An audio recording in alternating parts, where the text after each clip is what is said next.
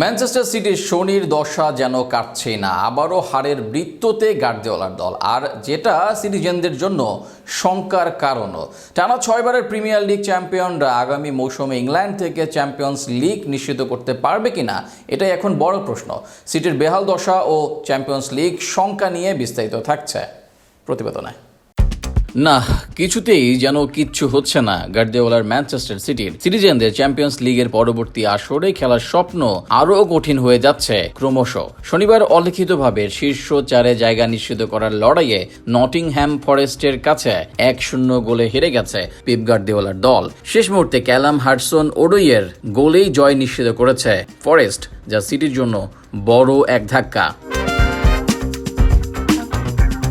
সর্বশেষ 7 মৌসুমে 6বার premier league champion হওয়া সিটি এবার শিরোপার লড়াই থেকে অনেকটাই ছিটকে গেছে। এখন তাদের চ্যাম্পিয়ন্স লিগের জায়গা ধরে রাখাই কঠিন হয়ে উঠছে। এই হারে নবমবারের মতো লিগে হারল সিটি, যা গার্দিওলার যুগে বিরল এক দৃশ্য।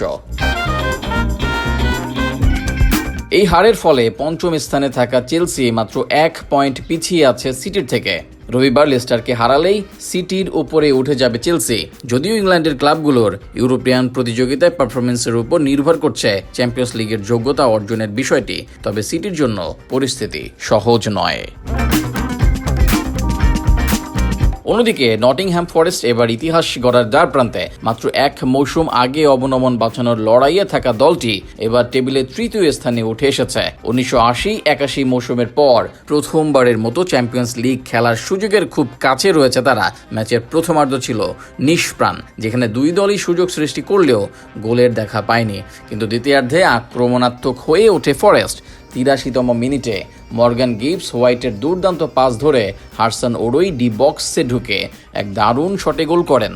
এডারসনের হাত ছুঁয়ে বল জালে জড়াতেই উল্লাসে ফেটে পড়ে ফরেস্ট। এই পরাজয়ের পর গার্দিওলার দলকে কঠিন চ্যালেঞ্জের মুখে পড়তে হবে।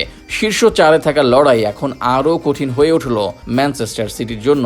আগামী বছর তাই ইংল্যান্ড থেকে চ্যাম্পিয়ন্স লিগ নিশ্চিত করতে পারবে কিনা গার্দিওলার দল, সেটাই এখন বড় প্রশ্ন।